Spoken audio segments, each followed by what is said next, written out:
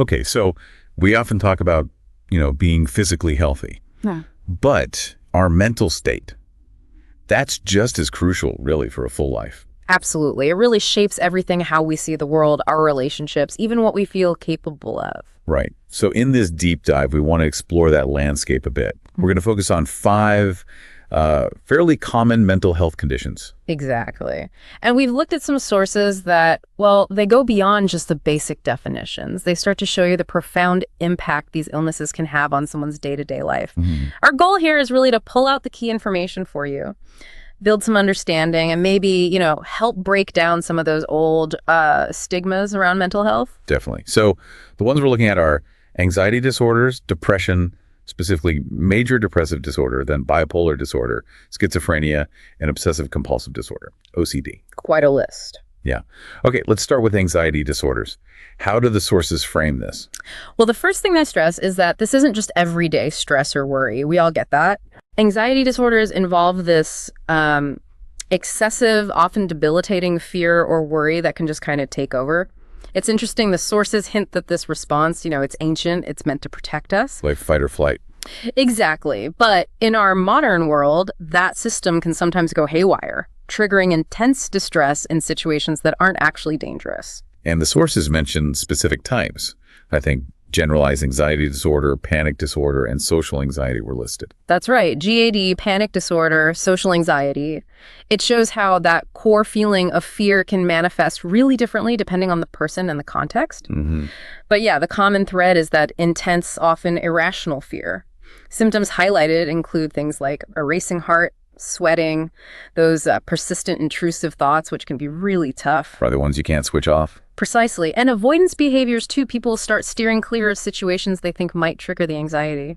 One thing that really jumped out from the material was just how common these are, affecting over 40 million adults in the U.S. alone. It's a huge number. It really is. What does that tell us? Well, if you think about it, it means that probably many of you listening either know someone dealing with this, or perhaps you've even had that feeling yourself, being almost like paralyzed by fear over everyday things. It just highlights how prevalent these conditions are and, the potential impact on people and society. Okay, let's shift to depression. Major depressive disorder. I think people use the word depressed quite casually sometimes. They do, and the sources are clear. This is, well, much more than just feeling down for a bit. Right. It's described as a persistent low mood that really seeps into everything. It hits your energy levels, your sleep, your motivation to do things you used to enjoy. And the symptoms listed: fatigue, losing interest in hobbies, feelings of worthlessness, appetite changes. It sounds really all-encompassing. It absolutely can be. It was quite sobering to read that depression is a leading cause of disability globally. Yet, something like only half the people affected actually seek treatment. Why is that gap so big, do you think? That's a really important question. Stigma is definitely a huge factor. Still. Oh, definitely. And maybe a lack of understanding, too, that it's not something you can just snap out of. It's a real illness. Yeah. But the positive side, as the source material notes, is that there is help available. Effective help, like therapy, medication, and lifestyle adjustments, too. Good. Okay, next up, bipolar disorder. This sounds like it involves some pretty big shifts in mood. That's the defining feature, exactly. These extreme swings between mania or hypomania periods of really high energy and then deep depressive lows. And the sources mentioned bipolar 1 and bipolar 2. Yes. Bipolar generally involves more severe manic episodes, which can last longer. Bipolar 2 involves hypomania, which is, let's say, a less intense version of that high energy state. The main difference is really the severity and duration of those elevated moods. And those highs, the manic phases, they're not always positive, are they? Impulsivity was mentioned. Not necessarily beneficial, no.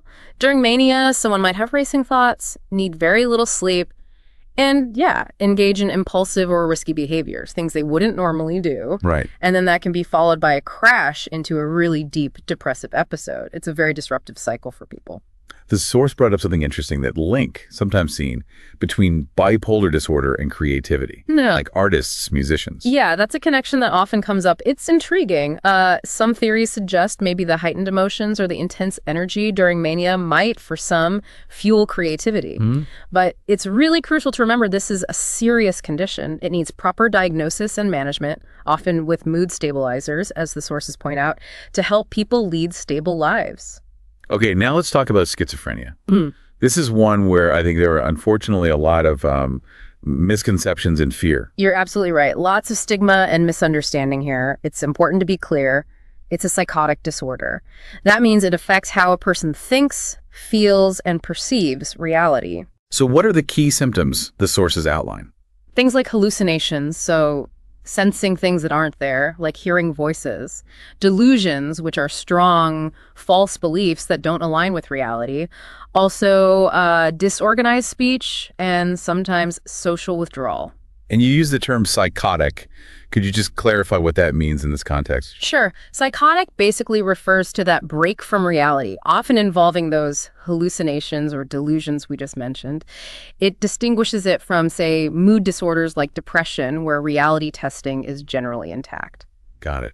And I think this is so important. The source directly tackled the myth about violence. Yes, very important. It stated people with schizophrenia are generally not violent and are actually more likely to be victims of violence. Absolutely critical point. It really makes you question how media portrayals might fuel those damaging stereotypes, doesn't it? It really does. The material also stresses how vital early intervention and treatments like antipsychotic medications are.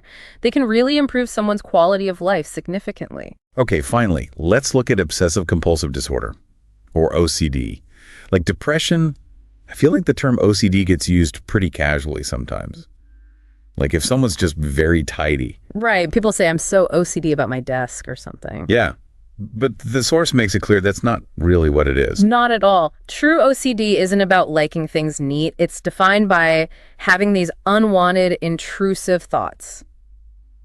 Those are the obsessions that cause a lot of anxiety. Okay. And then to try and cope with that anxiety, the person feels driven to perform repetitive behaviors or mental acts. Those are the compulsions. And the examples given were things like excessive hand washing or constantly checking locks or even counting things mentally. Exactly, those kinds of rituals. And they can become incredibly time-consuming, really distressing, and interfere massively with daily life. Yeah, I can imagine. What's also striking, the source mentions OCD affects maybe 1% to 2% of people, but many actually hide it because they feel, ashamed.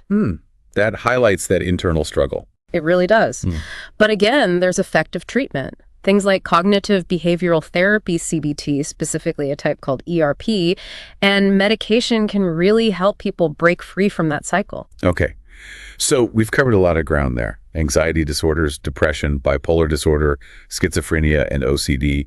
Hopefully this deep dive gives a clearer, maybe more nuanced picture of these conditions. I hope so. And I think the main takeaway from all the material we looked at is just how vital mental health is.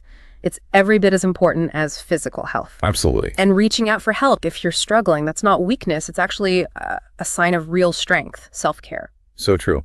And maybe for you listening, it brings up questions. Yeah. Have you or maybe someone close to you experienced something like what we've discussed? Yeah. It's just so important to remember you're not alone in it. And understanding more, like we've tried to do today, that's really the first step, isn't it, towards breaking down stigma and building a more supportive world? Definitely. This information provides a good foundation, There's always more to learn, of course, so we'd encourage you to explore further if any of this resonated. Yeah. And maybe just a final thought to leave you with. What if our society really started prioritizing mental health, awareness and support with the same energy and resources we dedicate to physical health? What kind of difference could that actually make for individuals, for communities? It's definitely something we're thinking about.